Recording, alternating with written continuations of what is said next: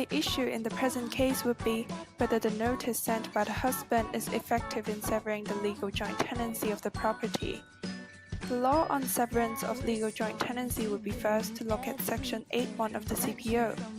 According to Section 8.1 of the CPO, a joint tenancy of an estate or interest in land may be severed at law only by a notice served by a joint tenant on the other joint tenants or by an instrument.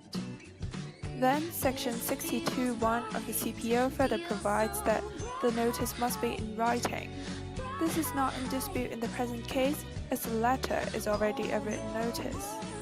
Also, Section 62.3 and 4 provide that the notice can be sent by post or letter at the last known place of abode or business in Hong Kong of the other joint tenants. Where it is sent by post, it is sufficient if it has been duly posted to the other joint tenants, even if it is not received by them. An issue here may arise. If the husband has knowledge that the wife no longer worked in the law firm, would the service of notice still be effective?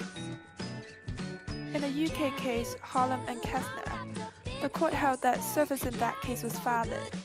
There, the landlord put a notice through the letterbox of the demised premises when the tenant was in prison to the landlord's knowledge, and when the tenant's solicitors had requested the landlord to correspond directly with them. The court in Kinch and Bullard affirmed this position, that even though the sender knew that the addressee was in prison at that time, the service of notice was valid. The judge said, "It seems to me that it is one thing for the sender of a notice to take advantage of a statutory provision such as Section 196(3) simply to effect service, while merely knowing that the addressee will not for some reason but be at his place of abode or business when the notice is served there, or indeed for some time thereafter. Any well-advised potential addressee who is to be absent from the premises can normally make arrangements for someone to be in the premises or to visit the premises from time to time for the purpose of collecting and, where necessary, opening incoming mail." It can be argued by the husband here that it would be reasonable for the wife to arrange her colleagues in receiving mail for her, and it would be unreasonable for him to take positive steps to inquire on whether the notice has been served effectively, especially given their hostile relationships.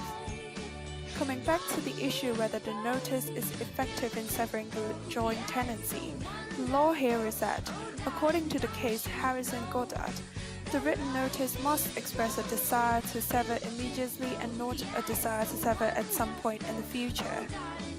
In this case, since the husband has expressly mentioned that the notice is effective 3 months from the date it sent the notice, it does not constitute an effective notice to sever the joint tenancy, and therefore the husband and wife still hold the property as joint tenants.